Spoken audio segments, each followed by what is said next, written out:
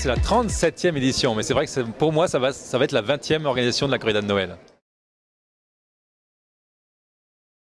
Alors moi, j'ai fait quelques performances, oui, il y a quelques temps, dans les années 90, où j'ai fait 2e au marathon de Paris, 8e au marathon de New York. Et puis après, justement, je me suis dit, on est athlète de niveau, on reçoit beaucoup, et maintenant, il faut donner tout ce que j'ai pu avoir. Donc depuis, j'organise cette course à pied, la corrida de Noël à Issy-les-Moulineaux, qui sera cette année le 15 décembre. Oui, ben quand j'ai fait 3e au marathon de Paris en 1992, j'ai fait 2h12-23, qui est un temps aujourd'hui même que beaucoup de Français font, les meilleurs Français font encore. Donc c'est une époque où les Français, nous, on avait la chance d'être devant au marathon de Paris.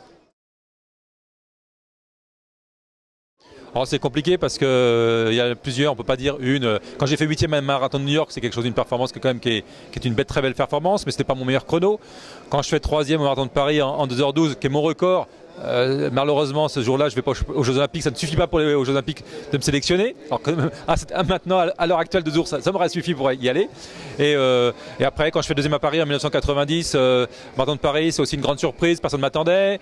Voilà, donc c'est difficile de dire. À chaque fois, il y a des avantages, enfin des choses positives et des choses un peu négatives. Donc c'était voilà, c'est plutôt ma carrière dans son ensemble qui a été une carrière formidable, où on avait la chance à cette époque de courir, d'être devant en France. Maintenant, on sait qu'il y a les Kenyans qui sont là très très forts.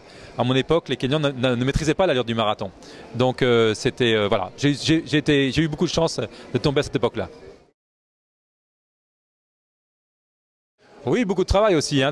D'ailleurs, pour réussir au marathon, beaucoup de travail, et pour organiser une course aussi, beaucoup de travail. De la chance due à ce travail. Et puis, j'ai hérité d'une corrida de Noël, puisque c'est la 37e édition et moi j'en ai fait 20.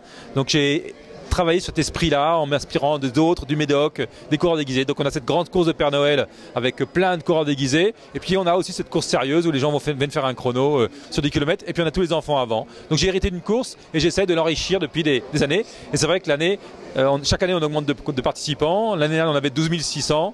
Cette année j'ai pris 13 500 dossards et je pense bien qu'on va les avoir. Donc c'est ça la meilleure satisfaction d'un organisateur, c'est d'avoir de plus en plus de monde qui vient dans les courses. Bah c'est un long débat. Donc d'abord c'est une ouverture pour les coureurs pas haut niveau, les coureurs moyens qui ont fait une carrière sur semi, sur marathon, qui n'arrivent plus à faire leur chrono, parce que c'est une autre vision des choses. Un ravitaillement, on s'arrête pendant 10 minutes, c'est pas important. Alors sur un marathon, on s'arrête pas le moins possible. Donc c'est une autre vision des choses, qui est une vision très plaisante, parce que c'est quand même des exploits, parce il y a des trails très longs, on a réussi à faire quelque chose. Donc c'est un autre exploit que faire un marathon. Donc c'est pour ça que ça marche bien d'ailleurs, parce que c'est autre chose que la course sur route, et ça c'est très très bien.